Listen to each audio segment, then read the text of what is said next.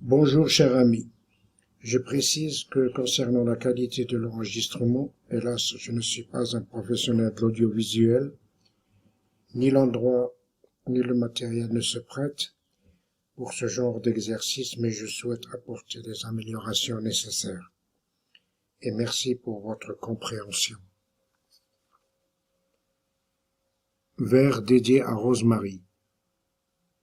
Dès la Genèse, la nature a établi ses lois en ce monde avant celui de l'au-delà.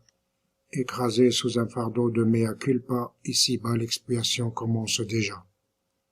De l'esprit on est une science, jamais nous échapperons à la conscience, qui de son bois attise les grands feux, qui nous consument jusqu'à l'ultime adieu.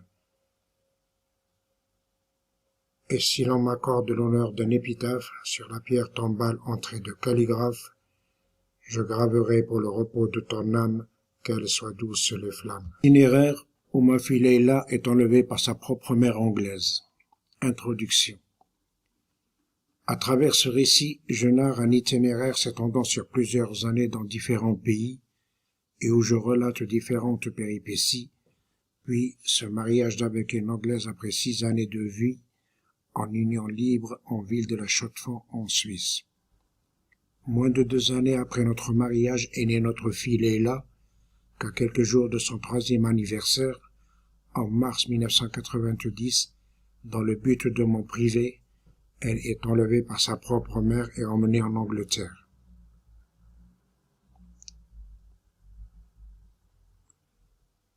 Suite à l'enlèvement de ma fille, quand la douleur atteignait son paroxysme, souvent je trouvais refuge dans l'écriture, mais ne commençais à rédiger le présent récit qu'en 1993. Seulement, mes différentes transhumances m'ont obligé à de fréquentes interruptions. En 2012, en ville d'Essaouira au Maroc, remotivé, j'ai repris sa rédaction. Seulement, remonté au nord du pays, après un déménagement, je ne retrouve plus ma clé USB où j'avais enregistré le contenu, soit des dizaines de pages écrites à mes moments d'inspiration. Alors, s'évanouit sans moi toute motivation, toute volonté de remettre l'ouvrage sur le métier, car il est connu que l'inspiration ne se présente pas sur commande, elle reste autonome, ne respecte une quelconque règle du temps, de l'espace ni d'aucune autre dimension. La perte de cette clé signifiait aussi la perte d'une partie importante de ma jeunesse et de mon passé. À bout de force, malgré moi, j'abandonne, comme une femme forcée d'abandonner la conception de son enfant. 10 années s'écoulent. En mars 2023, je décide d'aller vivre dans une autre ville. En me séparant de tant de bibelots, dans une boîte à couture parmi aiguilles, ciseaux et fils, je retrouve enfin ma clé USB légèrement rouillée. Et bien que je ne sois superstitieux, comme un signe, je reprends le récit. Et en attendant les retouches appropriées pour son édition, probablement sur Amazon, je veux le faire partager aux lecteurs et aux auditeurs par épisode de quelques minutes. Ce récit n'est soumis à aucun ordre chronologique et hormis quelques mots ou expressions empruntées au langage moderne, particulièrement en informatique, je relate les événements avec le fatras, les idées et les folies d'alors. En se relisant, souvent on se dit « est-ce bien moi ?» avant de réaliser que les années ne s'écoulent pas en laissant seulement des sillons sur nos joues. Tout un chacun voit de ses propres yeux son petit monde, et nous demeurons si faillibles face aux forces qui nous entourent et auxquelles nous sommes soumis. Tout autour de nous est en perpétuel mouvement, se change et se transforme, et selon les individus et les convictions, nous sommes susceptibles de suivre ou se figer et se fossiliser dans le conservatisme et le statu quo que préconisent à leur bénéfice les fanatiques gourous de la politicaille et autres bouffeurs à tous les râteliers au détriment des peuples condamnés à la servitude ou sous-développement, ne jouissant que du seul droit d'avaler leur langue. À ce jour, je n'arrive pas à comprendre que cette femme puisse priver sa propre fille de son père, lui interdire de le rencontrer, de le connaître, chose nécessaire à l'équilibre d'une personne. Possède-t-elle une trace de conscience? Se rend-elle compte d'avoir commis un double crime? N'a-t-elle pas tué le père pour la fille et la fille pour le père? Et bien souvent, je me suis demandé si je n'ai aimé et épousé un monstre. Mais, bien que ce ne soit facile face à ce que j'ai enduré toutes ces années, aussitôt, j'écarte cette idée pour ne tenter de garder que les bons moments de nos 10 années de vie commune. Toutefois, je reste convaincu, et à moins qu'elle n'appartienne à une autre espèce que la nôtre, sa conscience l'a déjà rattrapée.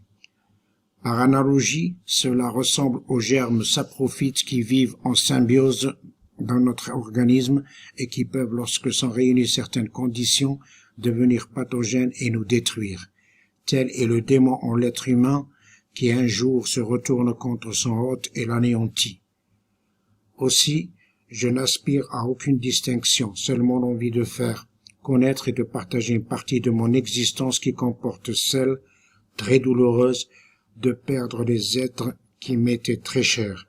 Et étrangement, pendant la rédaction, il me semble revivre chaque moment avec son lot d'émotions. Je dois aussi préciser que lors de la rédaction, je reste concentré sur l'idée plus que l'orthographe ou le style susceptible d'être vu en son temps. N'ayant sollicité leur permission, certains prénoms ont été volontairement changés et de rappeler que ce contenu reste soumis aux lois relatives aux droits d'auteur, tous les commentaires, sauf les malveillants, sont bienvenus. Sincère remerciement, Miloud Haddou. Itinéraire où ma fille Leila est enlevée par sa propre mère anglaise. Chapitre 1. En ce jeudi du tout début du mois de juin 1979, conduit au lever du jour de l'île d'Oléron jusqu'en gare de La Rochelle, je pris le premier train en partance pour Paris. En ville lumière, le temps de déjeuner et de me rendre en métro jusqu'en gare de l'Est pour reprendre un train vers ma destination finale, la Suisse, où dès le lendemain, je subirai les épreuves de l'examen d'entrée à l'école technique supérieure du Locle en vue d'une formation d'ingénieur en microtechnique d'une durée de 6 années.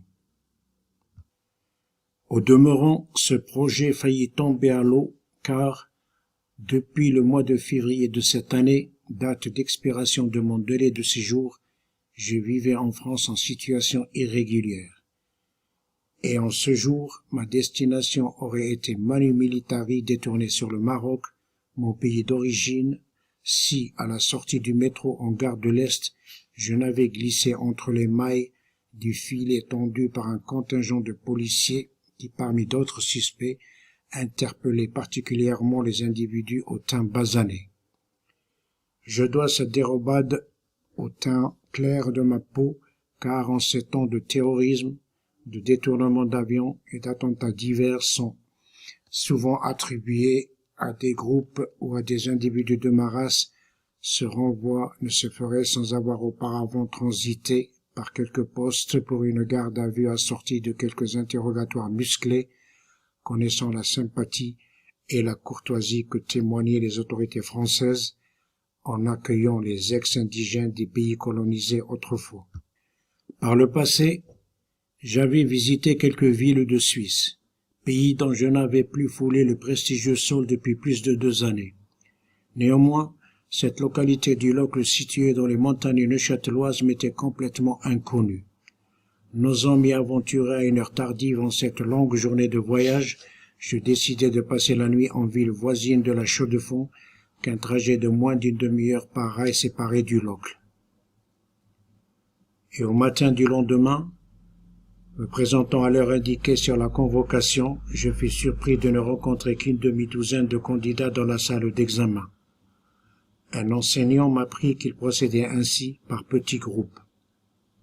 Aussi, j'attendis l'heure du déjeuner pour prendre le café en compagnie d'un fier ouvrier horloger qui m'éclaira gentiment en me faisant un bref exposé sur cette localité frontalière du département français du Doubs et qu'une stèle érigée à l'entrée désignait de mère des cités de la précision, pionnière et berceau de l'horlogerie suisse. À la fin de cette journée d'examen, un voile sombre couvrait la ville lorsque je remis la dernière copie des épreuves et ne m'attardant en bavardage avec d'autres candidats, je quittai l'établissement. Il tombait une fine pluie, et je pressai le pas en direction de la gare, que j'atteignis essoufflé d'avoir gravi les interminables marches sur une raide pente dont l'homme avait à jamais enseveli les herbes sous la caillasse. Je ramassai mon sac déposé à la consigne en arrivant le matin, puis, ayant consulté l'horaire de départ, je pris un billet pour Lausanne. Et comme le temps me le permettait, j'entrai au buffet et coup sur coup, je m'envoyai 2 bocs de cette bière suisse appelée Feldschlösschen. Et par enchantement, ce breuvage eut l'effet d'apaiser mes émotions et d'enfouir au fond de ma mémoire une foule de formules savantes qui, les dernières semaines, s'entrechoquaient dans ma tête en produisant de dolentes toxines, et qui, selon la réussite ou l'échec à cet examen, ressusciteraient à la prochaine rentrée au calende grec. S'annonça l'heure du départ. Je pris place dans le train qui, comme il est de coutume dans ce pays, s'élança à la seconde près. Au départ du Locle, nous étions peu de voyageurs. En bel uniforme bleu, le contrôleur ne tarda à se présenter et de m'arracher à mes pensées dans cet accent lent, propre suisse roman, agrémenté de quelques nuances de son canton d'origine.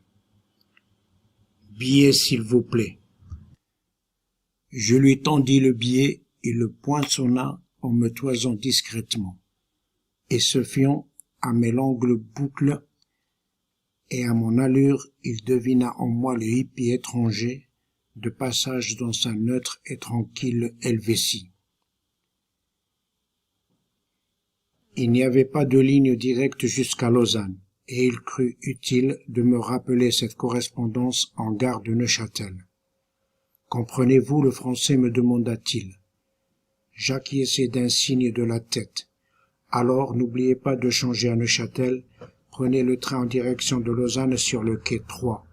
Vous vous dépêcherez, vous ne disposez que de quelques minutes. » En fait, il venait de me répéter à la virgule près les mêmes recommandations de son collègue du guichet.